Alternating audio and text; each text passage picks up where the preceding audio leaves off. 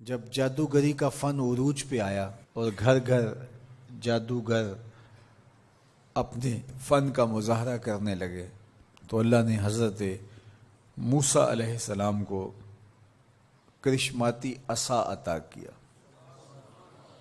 جو جادو کے فخر کو توڑ کے رکھ دیتا ہے. کبھی اژدہا بن جاتا ہے، کبھی ٹارچ بن جاتا ہے، کبھی اتنا لمبا ہوتا ہے کہ پتے جھاڑ لیتے ہیں، کبھی ٹیک لگا کے کھڑے ہو جاتے ہیں. تو یہ عصا ان کو بطور معجزہ عطا کیا گیا جب جادوگری کا فن پورے عروج پر تھا. موسیقیت کا جب بانکپن آیا اور موسیقی کے ذریعے لوگوں کو مسحور کیا جانے لگا تو اللہ نے حضرت داؤد علیہ السلام کو وہ آواز کا جمال عطا کیا کہ جب وہ زبور پڑھتے تھے تو اڑتے پرندے رک جاتے تھے. ایسا حسن عطا کیا. لوہے کی صنعت عروج پہ آئی اور لوہے کو گرم کر کے نرم کیا جاتا، ڈھال کر کے زرہیں تلواریں بنائی جاتی، ظروف بنائے جاتے. تو اللہ نے حضرت داؤد علیہ السلام کو یہ معجزہ دیا کہ وہ لوہے کو ہاتھ میں لیتے موم کی طرح نرم پڑ جاتا اور جس طرح چاہتے اس کو وہ شکل دے دیتے.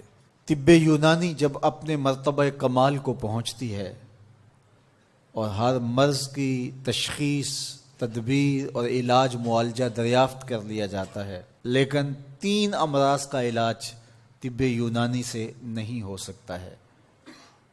مادرزاد اندھے کی آنکھوں میں روشنی نہیں رکھ سکتے، کوڑی کے جسم کو شفا نہیں دے سکتے، تیسرا ان کے پاس موت کا علاج نہیں ہے.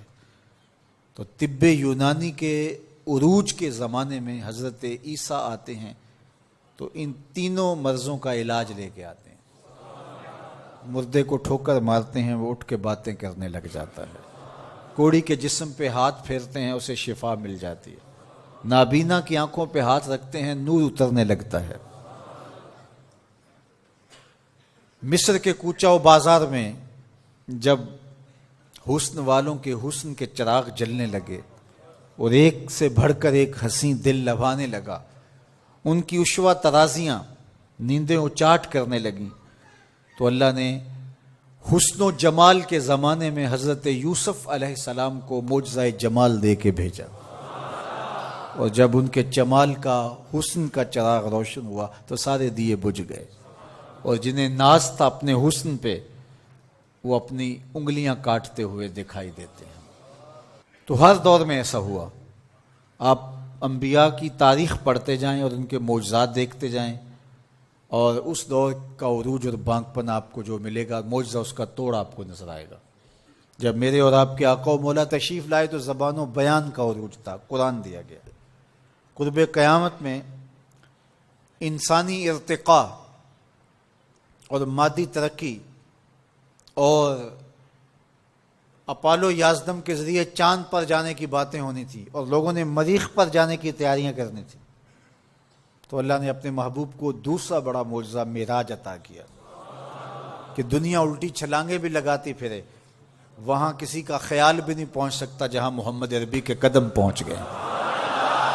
میرے امام بولے خرد سے کہہ دو کہ سر جھکا لے، خرد سے کہہ دو کہ سر جھکا لے، گماں سے گزرے گزرنے والے، یا خود پڑے ہیں جہت کو لالے، کوئی کیا بتائے کدھر گئے تھے، سراغ عین و متا کہاں تھا، نشان کیف و الا کہاں تھا، نہ کوئی ساتھی نہ کوئی راہی، نہ سنگ منزل نہ مرحلے تھے، کمان امکان کے جھوٹے نکتوں تم اول آخر کے پھیر میں ہو، محیط کی چال سے پوچھو کدھر سے آئے کدھر گئے تھے، وہی ہے اول وہی ہے آخر، وہی ہے ظاہر وہی ہے باطن، اسی کے جلوے اسی کو ملنے اسی سے اس کی طرف گئے تھے، کمان حیرت میں سر جھکائے عجیب چکر میں دائرے تھے، ان کی عظمتوں کی کنہ تک کون پہنچے.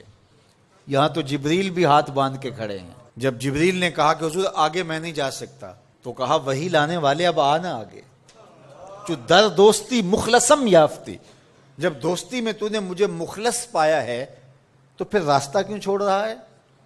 تو عرض گزار ہوئے اگر یک سر موئے برتر پرم، فروغ تجلا بسوزت پرم، لو دنو تو خط وطن لہ ترک تو، اس سے آگے میں بڑھ ہی نہیں سکتا، اگر ایک قدم بھی آگے بڑھوں تو جل کے راکھ ہوتا ہوں۔ تو جہاں جبریل بھی پیچھے رہ گئے، ملائک بھی پیچھے رہ گئے، کوئی فلک تے رہ یار گیا، کوئی جا سدرا تے ہار گیا، ایک کالیاں زلفاں والا سی جڑا عرش تو بھی لنگ پار گیا، کوئی حد ہے ان کے عروج کی بلغ العلا بے کمال۔